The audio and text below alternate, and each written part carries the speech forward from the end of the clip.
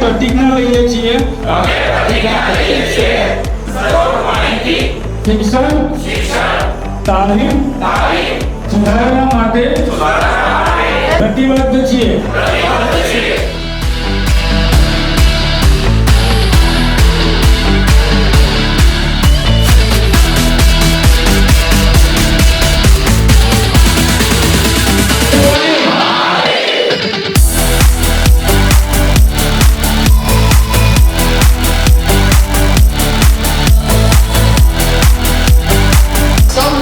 रोज एक कायदा बनाने की अपॉर्चुनिटी है।